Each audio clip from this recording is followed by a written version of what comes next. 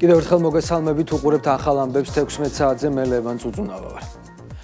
გორში ქართული ოცნების ახალგაზრდული ორგანიზაციის რეგიონული ტურნეს ფარგლებში რიგით მე-6 შეხვედრა გაიმართა. შიდა ქართლში მცხოვრებ ახალგაზრდებს შესაძლებლობა ჰქონდათ ახალგაზრდული ორგანიზაციის ბორდის წევრებთან დისკუსიის რეჟიმში საკუთარი იდეები და საჭიროებები გაეჟღერებინათ და მათთვის პრიორიტეტულ საკითხებზე ემსჯელათ. კონფერენციების მთავარ მიზანს გადაწყვეტილების მიღების პროცესში ახალგაზრდების ჩართულობის გაზრდა და არსებული გამოწვევების ერთობლივი გადაჭრა წარმოადგენს. შეხვედრები ქვეყნის 10 რეგიონს მოიცავს, რეგიონული დისკუსიების შედეგად გამოკვეთილი ძირითადი საკითხები კი თბილისში დასკვნით შეხვედრაზე შეჯამდება. საკმაოდ აქტიურები იყვნენ, საკითხები შეეხო დასაქმებასთან დაკავშირებით არსებულ გამოწვევებს, ასევე საკითხები შეეხო სამწუხაროდ ბოლო პერიოდში გაჩენილ პოლარიზაციას, ვისაუბრეთ საკმაოდ ღიად და მე ვფიქრობ, მათი ჩართულობა სამომავლოდ იქნება უმნიშვნელოვანესი ამ ყველაფერში. ჩვენ თუ გვინდა რომ დასრულდეს ეს პოლარიზაცია, რაც შეიძლება მეტი უნდა ვესაუბროთ ახალგაზრდებს, განსაკუთრებით იმ ადამიანებს, რომლებსაც არ ახსოვთ სამწუხაროდ რა პერიოდი გამოიარა ჩვენ ქვეყანამ და რა პერიოდი გამოიარა ბოლო პერიოდში საქართველოს, ასევე საკითხი შეეხო ბოლო პერიოდში კანონებთან დაკავშირებით არსებულ კანონთან დაკავშირებით იყო კითხვები და მე ვფიქრობ საკმაოდ დაუმწუხრებელი პასუხები მიიღეს და მადლობა ისევ და ისევ შიდა ქართლის ესეთი ჩართულობისთვის. ძალიან მნიშვნელოვან და სენსიტიურ თემებს შეეხენ ჩვენი ახალგაზრდები და კიდევ ერთხელ დავრწმუნდი რომ ყავს ძალიან განათლებული, ძალიან დიდი გულის მქონე პატრიოტები და იყო საუბრები დასაქმებაზე, იყო საუბრები განათლების ხარისხის გაუმჯობესებაზე და მე დარწმუნებული ვარ რომ ჩვენი ხელისუფლება ყველაფერს იზამს და გააკეთებს იმისთვის რომ ჩვენი ახალგაზრდების მომავალი იყოს ძალიან წარმატებული. თავარი мотиваცია გახავთ ის რომ ეს ჩვენი თანამშრომლობა იყოს განგრძობადი ხასიათის, რაც გულისხმობს იმას რომ შემდგომში ისევ ჩამოვიდეთ სამუშაო შეხვედრების ფარგლებში, გავცვალოთ ის შედეგები, რასაც მათ შორის მივაღწევთ და იმ გამოწვევებთან დაკავშირებით, რასაც რის გადაჭრაშიც ახალგაზრდებს დავეხმარებით, მათ შორის იმ რეგიონებში რომლებშიც უკვე ვიყავით, გაჟღერდა ძალიან ბევრი ისეთი გამოწვევა, მათ შორის იყო ინფრასტრუქტურული გამოწვევები, ახალგაზრდული სივრცეების საჭიროების მიმართულებით გამოწვევები და უკვე დაწყებულია ამ გამოწვევებზე მუშაობა. მათ შორის უკვე გვაქვს წინსვლა, გეგმავთ სხვადასხვა პროექტებს და დარწმუნებულები ვართ, რომ ძალიან კარგ შედეგებს მივაღწევთ ახალგაზრდებთან ერთად. ძალიან სასიხარულოა ფაქტი, რომ ახალგაზრდები დაუფარავად ძალიან გულწრფელად საუბრობენ იმ გამოწვევებზე, რაც მათ რეგიონშია, იქნება ეს განათლების, დასაქმების, თვით რეალიზების მიმართულებით და ჩვენ გვაინტერესებს რა კუთხით ჭირდება ჩვენი ჩართულობა, ჩვენი თანადგომა.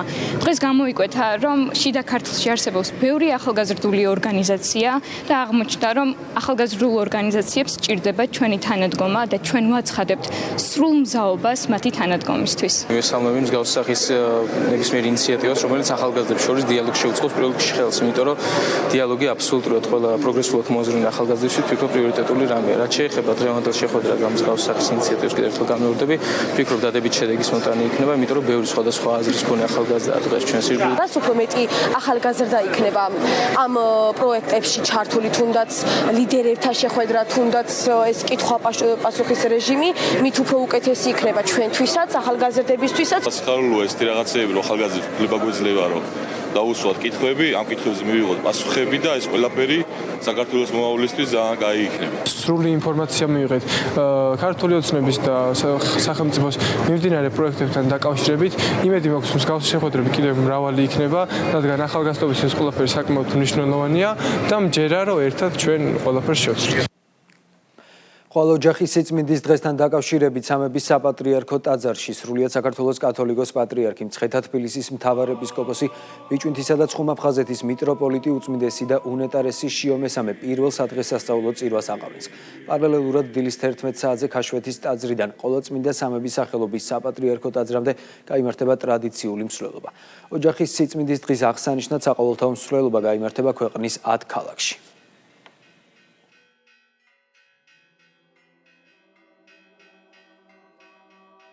17 მაისს ოჯახის სიწმინდისა და მშობლების პატივისცემის დღის აღსანიშნავად 10 საათზე საყოველთაო შეკრება დაიწყება საქართველოს 10 ქალაქში: თბილისში, რუსთავში, ქუთაისში, გორში, ბათუმში, ახალციხეში, ზუგდიდში, თელავში, მცხეთასა და ოზურგეთში. 10-ვე ქალაქში საყოველთაო მსვლელობა ერთდროულად 11 საათზე დაიწყება. შეკრება სრულიად საქართველოს კათოლიკოს პატრიარქის შიო მესამის ლოცვა კურთხევით იმართება. საპატრიარქოს საზოგადოებასთან ურთიერთობის სამსახური ოჯახის სიწმინდის დღის აღნიშვნასთან დაკავშირებით განცხადებას ავრცელებს. 2026 წლის 17 მაისი იქნება სახე ღვაწლმოსილი პატრიარქის საქმეების გაგრძელებისა და მორწმუნე ხალხში მისი ცოცხალი ხსოვნის დემონსტრირებისა წერს ანდრია ჯაღმაიცე.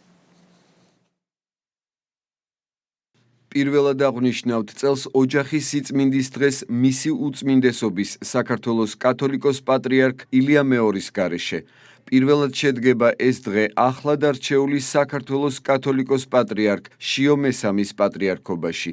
2026 წლის 17 მაისი იქნება სახე ღვაწლმოსილი პატრიარქის საქმეების გაგრძელებისა და მორწმუნე ხალხში მისი ცოცხალი ხსოვნის დემონსტრირებისა. ოჯახის სიწმინდის დღის აღნიშვნასთან დაკავშირებით დედაქალაქის გარკვეულ ქუჩებზე მოძრაობა დროებით შეიზღუდება ინფორმაციას შინაგან საქმეთა სამინისტრო ავრცელებს. ფეხით მსვლელობა ქაშვეთის სამების ტაძრის მიმართულებით დილის 11 საათზე დაიწყება და მოძრაობას საპატრულო პოლიციის ეკიპაჟები გააკონტროლებენ. მსვლელობის დასრულების შემდეგ საგზაო მოძრაობა ეტაპობრივად აღდგება.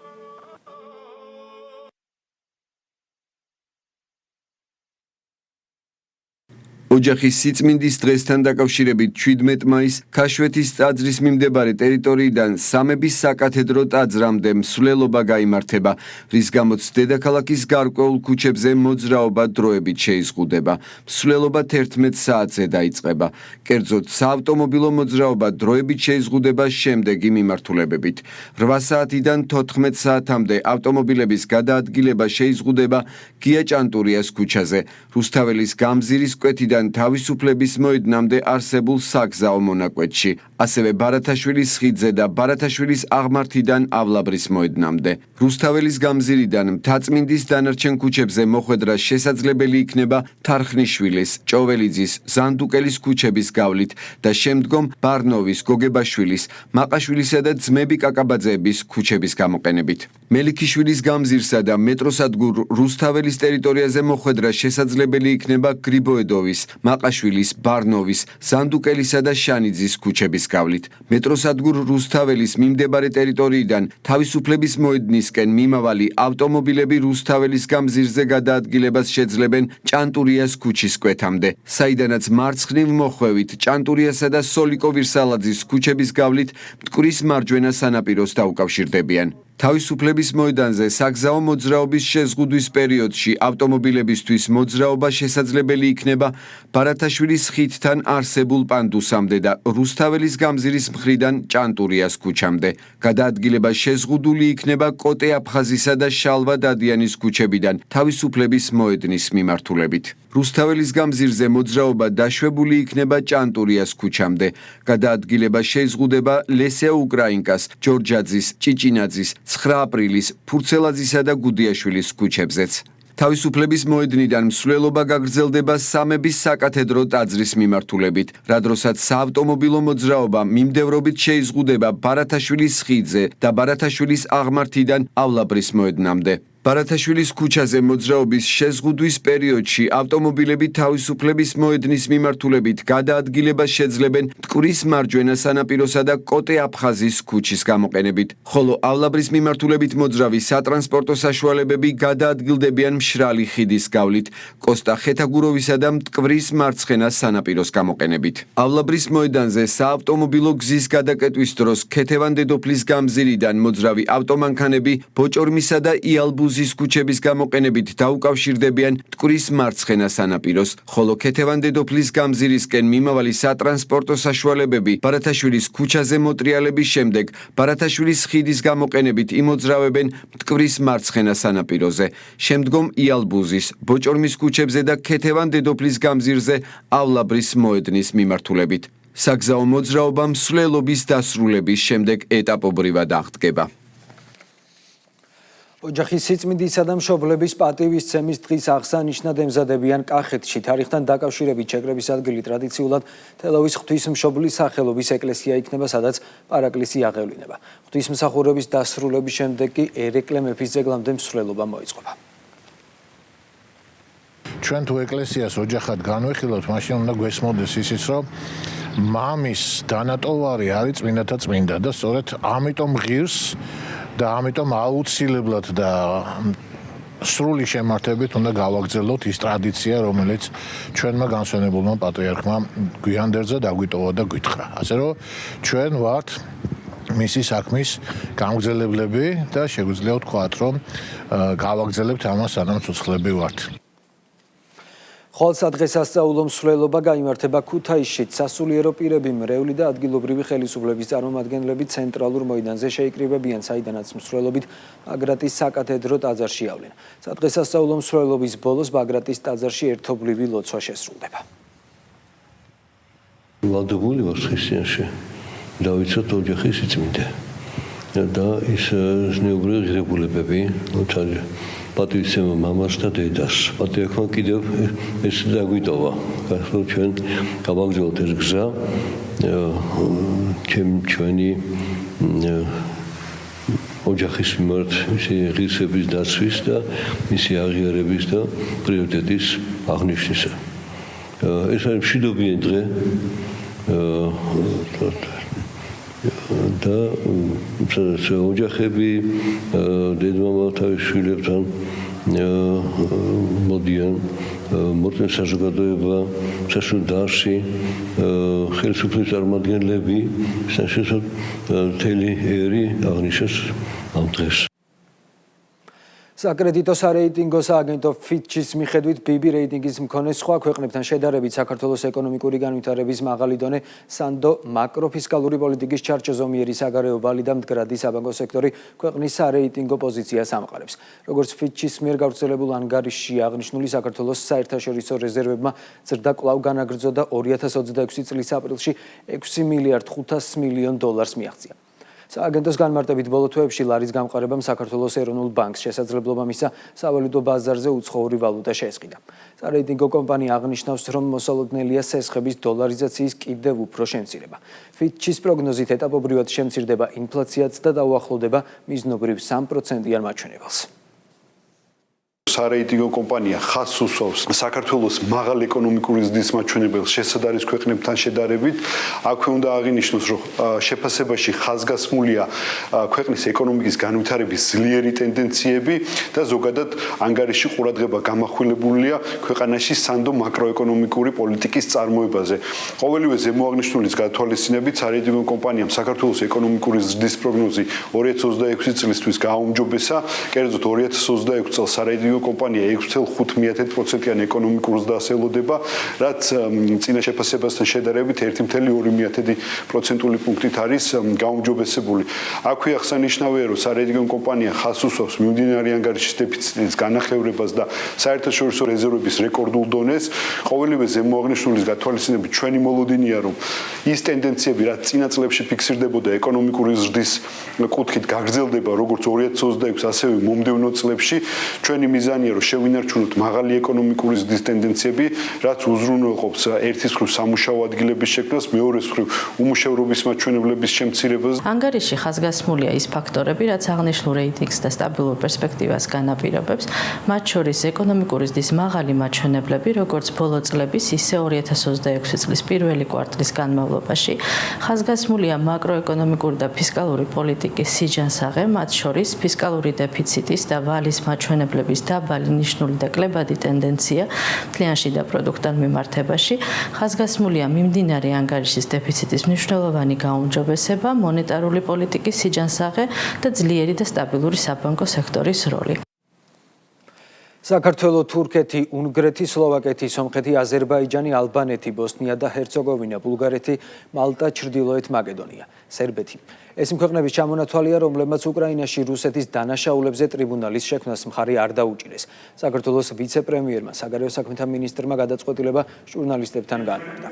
მაკა ბოჭორიშვილის განცხადებით, ქართული მხარე სოლიდარულია უკრაინული ხალხის მიმართ. მხარს უჭერს საერთაშორისო ნორმებს, ასევე უკრაინის ტერიტორიულ მთლიანობასა და სუვერენიტეტს, თუმცა ევროკავშირის ცალკეული ქვეყნების დამოკიდებულების ფონზე ხელისუფლებას არ აქვს იმის ფუფუნება, რომ მიიღოს ისეთი გადაწყვეტილებები, რომლებიც დამატებით რისკებსა და საფრთხეებს შეუქმნის ქვეყანას.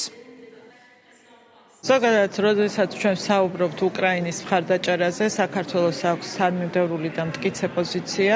საქართველო არის სოლიდარული უკრაინელი ხალხის მიმართ. საქართველო მხარს უჭერს იმ საერთაშორისო ნორმებს, საქართველოს შესაბამისად უკრაინის ტერიტორიულ მთლიანობას და სუვერენიტეტს და რა თქმა უნდა, ჩვენ ყოველთვის ერთგულები ვიქნებით ჩვენი ამ პოზიციის. რაც შეეხება ევროსაბჭოს ფარგლებში მიღებულ გადაწყვეტილებას, საქართველოს მიმართ ზოგიერთი წევრი ქვეყნის დამოკიდებულება, ევროკავშირის წევრი ქვეყნების დამოკიდებულება, რა თქმა უნდა, ჩვენ არ გვაძლევს იმის შესაძლებლობას და იმის ფუფუნებას, მივიღოთ გარკვეული გადაწყვეტილებები, რომლებიც დამატებით რისკებს და საფრთხეებს შეუქმნიან ჩვენს ქვეყანას და შესაძლოა დააყენოს საქართველოს გარკვეული გაზრდილი რისკების წინაშე ან გამოწვევების წინაშე. ამ დამოკიდებულებას, რასაც დღეს ჩვენ ხედავთ რიგი წევრი ქვეყნების მხრიდან, ნამდვილად ჭირდება გადახედვა, ჭირდება სიცხადე, თუ რა დამოკიდებულება არსებობს საქართველოსთან დაკავშირებით, საქართველოს პოზიციებთან დაკავშირებით, ვინაიდან ჩვენ გვაქვს ძალიან დიდი პასუხისმგებლობა ჩვენი საზოგადოების წინაშე, პირველ რიგში საქართველოში უსაფრთხოების და სიმშვიდის და სტაბილურობის შენარჩუნებასთან მიმართებაში. ჩვენ უკრაინელი ხალხის მიმართ გვაქვს უმოკლეები მხარდაჭერა და ასეულობით რეზოლუციას, ასეულობით ინიციატივას შეუერთით ჩვენ უკრაინელი ლტოლვილები მივიღეთ 10,000-ობით ჩვენს ქვეყანაში და მათ შვილებს მივეცით საშუალება, რომ მშობლიურ ენაზე გქონდათ სწავლის საშუალება. ჩვენ ყველანაირ ნაბიჯს ვდგავთ იმისათვის, რომ უკრაინელი ხალხის ინტერესები იყოს მაქსიმალურად დაცული და ამავდროულად ჩვენ რა თქმა უნდა არ ვივიწყებთ ჩვენი ქვეყნის ინტერესებს, ჩვენს ქვეყანაში უსაფრთხოებას და რა საკითხები, რომელიც წარმოეშვება ჩვენი ქვეყნის უსაფრთხოებიდან გამომდინარე, პირველ რიგში ყოველთვის გადავდგამთ ნაბიჯებს, რომელიც განამტკიცებს ჩვენს ქვეყანაში სუვერენიტეტს და ამავდროულად მინიმუმამდე დაიყვანს შესაძლო საფრთხეებს. საქართველოს შეუერთდა დაახლოებით 1000-მდე რეზოლუციას უკრაინის მხარდამჭერს საერთაშორისო დონეზე. ჩვენ ყოველთვის და ყველგან ვაფიქსირებთ ჩვენს პოზიციას და ჩვენ მხარს უჭერთ უკრაინელ ხალხს, მხარს უჭერთ უკრაინის ტერიტორიულ მთლიანობას და უსურვებთ მშვიდობას. საქართველოს მსგავსად აი ამ ტრიბუნალის შექმნას არ შეუერთდა არც სომხეთი, არც აზერბაიჯანი, არც თურქეთი, არც ბულგარეთი, არც სლოვაკეთი და არც მათ შორის უნგრეთი. საქართველოს საგარეო საქმეთა მინისტრმა ძალიან ნათლად და მკაფიოდ განმარტა ის, რომ საქართველოს მიმართ ევროკავშირის მთელი რიგი ქვეყნების დამოკიდებულება და მათ შორის არა წევრი ქვეყნების დამოკიდებულება არ გვაძლევს იმის შესაძლებლობას, რომ არ ვიყოთ ფრთხილები. ჩვენ ამოვდივართ ქართველი ხალხის საქართველოს ინტერესებიდან ესე მოქმედეთ, ანუ საქართველოს და ქართველი ხალხის ინტერესებით მოქმედეთ. ძალიან ბევრი საფრთხე შეიძლება იყოს, ამის რისკი არსებობს, შესაბამისად, იმიტომ მოხდა ეს არ მიერთება თქვა ამ კონკრეტული რეზოლუციის, არ შეერთება და მხარეს არ დაჭერა, იმიტომ რომ არსებობს რეალური საფრთხეები, წლების განმავლობაში არსებობს ეს საფრთხეები საქართველოსთან მიმართებაში. მოლდოვის მხრიდან 3 ქართული მაუწყებლისთვის ევროპის საბჭოს მინისტრთა კომიტეტის 135 სესიის გასაშუქებლად აკრედიტაციებზე დაუსაბუთებელი უარი თავისუფალ მედიაზე ზეწოლად და თავდასხმად ფასდება თბილისში. სახელმწიფო გუნდში მიაჩნიათ, რომ გადაწყვეტილების უკან არაფორმალური გავლენები დგას. ქართულ ოცნებაში ოფიციალური კიშინიოვის მხრიდან თავისუფალი სიტყვის შეზღუდვა არ უკვირთ, რადგან მოლდოვაში არაერთი დამოუკიდებელი მედია საშუალება ხელისუფლების მხრიდან დევნის ობიექტი გახდა და დაიხურა. მოლდოვისგან არაფერი აღარ არის უკვე გასაკვირი მისი ხელისუფლების მხრიდან, რომელიც საერთოდ თუ პრეზიდენტს დაუჯერებს საკუთარი ქვეყნის სხვა ქვეყანასთან შეერთებაზეც კი არის თანახმა. ვიცით, რომ ამ ქვეყანაში არასდროს თავისუფალი სიტყვა და უბრალოდ დარჩენილია მხოლოდ ორი ტელევიზია, რომელიც პირდაპირ იმართება მოქმედი ხელისუფლების მხრიდან და სიტყვის თავისუფლება უბრალოდ განულებული არის. და ის განმარტება, რაც უბრალოდ იქიდან გამოწვევილია, უბრალოდ კიდევ ერთხელ მათ უხერხულ მდგომარეობას უსვამს ხაზს. ეს არის პირდაპირ თავდასხმა დემოკრატიაზე, რომელსაც სამწუხაროდ გარკვეული ქვეყნების მოქმედი ხელისუფლება ცდილობს, რომ დაასამაროს დემოკრატიის ერთ-ერთი საფუძველი და სხვა ქვეყნის მედიას პირდაპირ თავს დაესხეს. არა მხოლოდ მოლდოვის ხელისუფლების გადაწყვეტილება, ასე ყველამ კარგად ვიცით, ეს არის თავიდან ბოლომდე ბრიუსელის გადაწყვეტილება, თავიდან ბოლომდე ბრიუსელი ესე ვთქვათ, უდიდესი დღის წესრიგს მოლდოვის ხელისუფლებას, მაშინ როდესაც ახლა ზოგადად მოლდოვაში რაც ხდება მედია თავისუფლების კუთხით, ეს ყველამ კარგად ვიცით, აბსოლუტურად მგონი ერთ საზოგადო საზოგადოებრივი მაუწყებელი ყავთ, ყველა დანარჩენი განსხვავებული აზრი ჩახშულია და დახურულია. ეს არის ზუსტად ამაზე ვსაუბრობთ, ხელის გადაკრეხვის პრინციპი, რომელსაც ჯერ კიდევ არ იშლის ოფიციალური ბრიუსელი. მოლდოვამ მათთან შეთანხმების გარეშე ამ გადაწყვეტილებას ვერ მიიღებდა. უაღრესად სამარცხვინო ნაბიჯია, როდესაც თავისუფალი სიტყვის შეზღუდვის, თავისუფალი აზრის დახშობის ეს ნაბიჯი გადაიდგა და სამ ტელევიზიას საქართველოსთან შეუზღუდეს ოპერირება და არ მისის აკრედიტაცია. როდესაც გესაუბრებიან დემოკრატიაზე, გესაუბრებიან თანასწორუფლებიანობაზე, სიტყვის თავისუფლებაზე და ამ მიმართულებით რაღაც თითქოს მაღალი სტანდარტების დამამკვიდრებლები არიან და თავად ახდენენ ტელევიზიების შეზღუდვას, ეს ვერანაირ კრიტიკას ვეღარ უძლებს და რაღაცა ნაცისტურ დამოკიდებულებამდე მიდის ამ თავისუფლების სიტყვისადმი. ეს სამარცხვინო ფაქტია.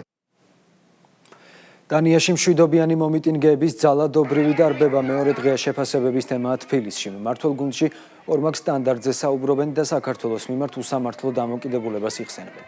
ქართულ ოცნებაში ამბობენ, რომ ევრობიუროკრატები, რომლებიც საკუთარ ქვეყნებში პოლიციელების მხრიდან ძალადობაზე თვალს ხუჭავენ, ქართულ სამართალდამცველებს ძალადობრივი აქციების კანონიერად დაშლის გამო აკრიტიკებენ.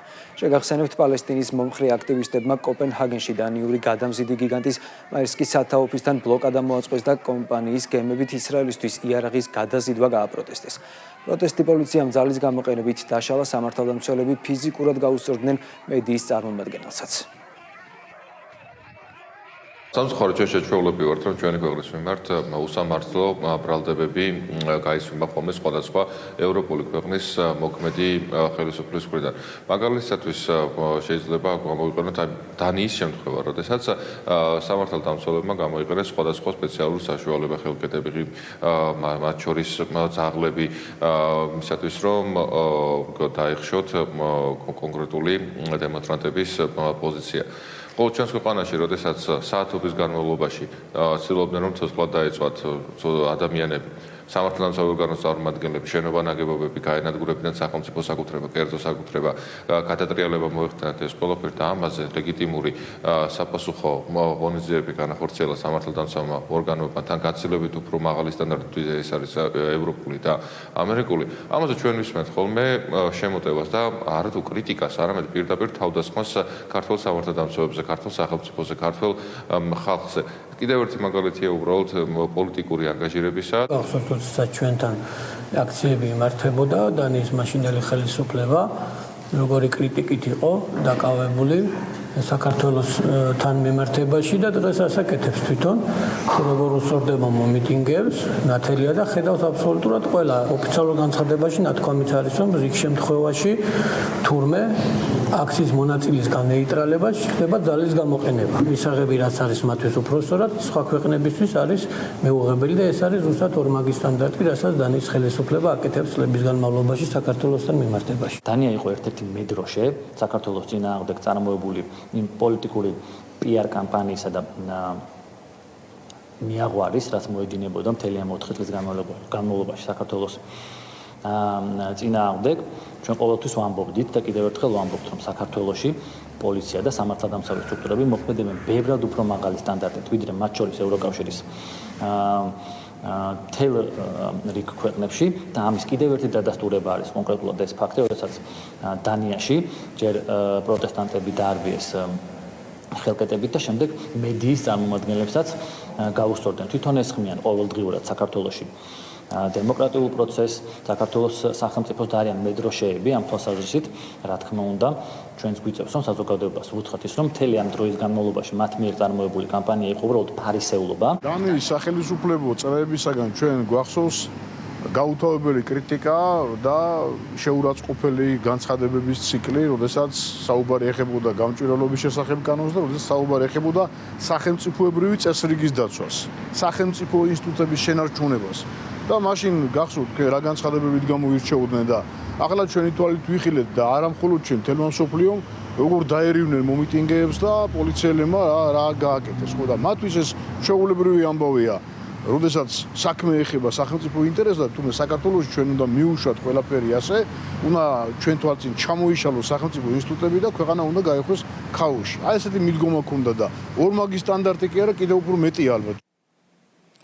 ფინანსთა სამინისტროს საგამოძიებო სამსახურის უფროსმა იმერეთსა და ზუგდიდში თანამშრომლებთან სამუშაო შეხვედრები გამართა.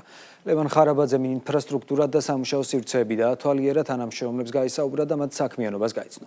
საგამოძიებო სამსახურის უფროსმა რეგიონული სამმართველოების ხელმძღვანელებთან საფინანსო ეკონომიკურ სფეროში ჩადენილ დანაშაულთა წინააღმდეგ ბრძოლის სამომავლო გეგმებზე და საქმიანობის ძირითად მიმართულებებზე ისაუბრა. ლევან ხარაბაძემ მოადგილეებთან ერთად ზუგდიდში ახალი რეგიონული ოფისის მშენებლობაც მოინახულა, რომელიც სრულად იქნება აღჭურვილი თანამედროვე ინფრასტრუქტურით და უზრუნველყოფს საგამოძიებო სამსახურის გეოგრაფიულ ხელმისაწვდომობას.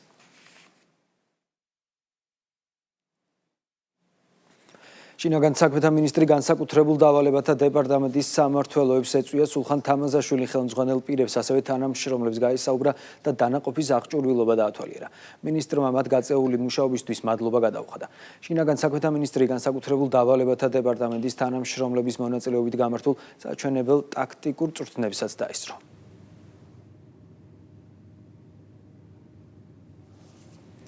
იუსტიციის მინისტრმა ნოტარიუსებს 30 წლის იუბილე მიულოცა. ღონისძიებაზე ქართული ნოტარიატის ინსტიტუციური ფორმირების იმ ეტაპებზე ისაუბრეს, რომლითაც ნოტარიუსის სამართლებრივი სტატუსი, უფლებამოსილებები და პროფესიული პასუხისმგებლობა განისაზღვრა. განსაკუთრებული ყურადღება დაეთმო სამომავლო გეგმებს, ასევე ნოტარიუსის როლს ქვეყნის სამართლებრივი უსაფრთხოების უზრუნველყოფაში. ღონისძიების დასასრულს ნოტარიუსთა პალატის ღვაწლმოსილი და ხანგრძლივი სტაჟის მქონე თანამშრომლები სპეციალური სიგელებით დაჯილდოვდნენ. ქართული ნოტარიატი ვითარდება ევროპული სტანდარტების შესაბამისად, ამის ნათელი დადასტურება ეს, რომ საქართველოს ნოტარიუსთა პალატა გაწევრიანდა ევროკავშირის ნოტარიუსთა საბჭოში, როგორც დამკვირვებელი წევრი და ასევე ამ ბოლოდროინდელი ვიზიტები, რომელიც განხორციელდა ნოტარიუსთა საერთაშორისო კავშირის ევროპული კომისიის, ევროპულ საქმეთა კომისიის წევრების მიერ. ნოტარიუსებს უმნიშვნელოვანესი როლი შეაქვთ თითოეული გადადგმული ნაბიჯით, თითოეული სანოტარო აქტით ეკონომიკურ განვითარებაში. შესაბამისად, მნიშვნელოვანია რომ სახელმწიფო მას ყველანაირად ხელი შეუწყოთ თითოეულ ნოტარიუსს თავის საქმიანობის განხორციელებაში. დავაჯილდოვეთ ღვაწლმოსილი 30 წლიანი სტაჟის მქონე ნოტარიუსები, ასევე ის ნოტარიუსები, რომლებსაც სრული ასაკი შეუსრულდა. ეს იუბილე არ არის მხოლოდ თარიღი. ეს არის 3-10 წლეულის განმავლობაში შექმნილი ნდობის, პროფესიონალიზმისა და მოქალაქეების სამსახურში დგომის ისტორია. ახალციხის ციხეზე ტურისტული სეზონის გახსნასთან დაკავშირებით ღონისძიება იმართება. პროგრამის ფარგლებში ჩატარდა მედიატური, მოეწყო ხალხური რეწვის ოსტატების და მხატვართა ნამუშევრების გამოფენა გაყიდვა, მესხური ღვინისა და კერძების დეგუსტაცია გაყიდვა, მესხური კერძების დამზადების მასტერკლასები. ბავშვებისთვის მოეწყო გასართობი აქტივობები, დღის ბოლოს კონცერტი გაიმართება. ოფიციალურად გავხსენით 2026 წლის ტურისტული სეზონი, გვაქვს ძალიან კარგი მოლოდინი. ციფრები უკვე გვაძლევს ამის თქმის შესაძლებლობას, რადგან გასული წლის ამ თვის მონაცემებთან შედარებით საკმაოდ გაზრდილი არის ტურისტების და ვიზიტორების რაოდენობა ახალციხის ციხეზე. მთელი დღის განმავლობაში გვაქვს არაერთი აქტივობა, არა მხოლოდ პატარებისათვის, არამედ მოზრდილებისათვის, დიდებისთვის.